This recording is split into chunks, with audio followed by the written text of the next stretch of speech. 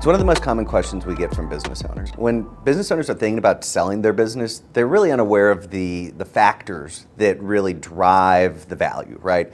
And what we want to focus on is businesses that are not owner dependent, right? The phrase is, we want to work on our business, not in our business.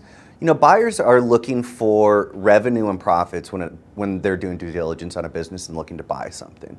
And they don't really want to buy a job, usually.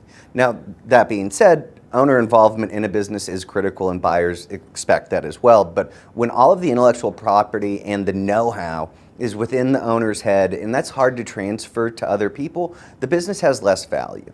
The other thing is collaboration. You know, when a business owner is looking to sell their business, they need to be willing and open to collaboration with all of their buyers, or all of their advisors and prospective buyers in the future. There's going to be a lot of unknown that a buyer looks at when they're looking at financials, and there's going to be questions that a business owner needs to be open to communicating those answers correctly and transparently.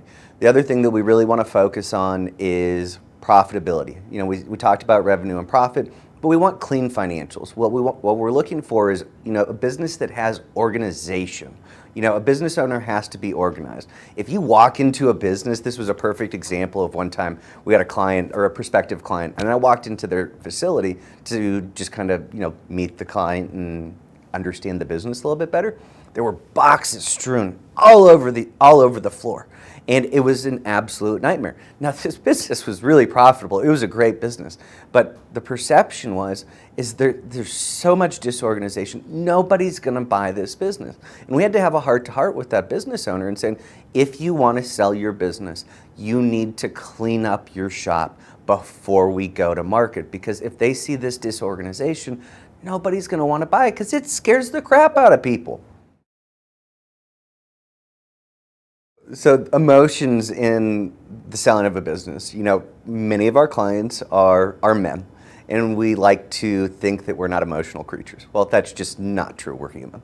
And, you know, a business owner's business is truly their baby. They've created it from scratch. There's blood, sweat, and tears in that. And, you know, it's a very emotional process. That's part of the thing that we focus on with our clients, is focusing on a vision for the future. What's going to happen after the transaction? What's going to happen after the transition period?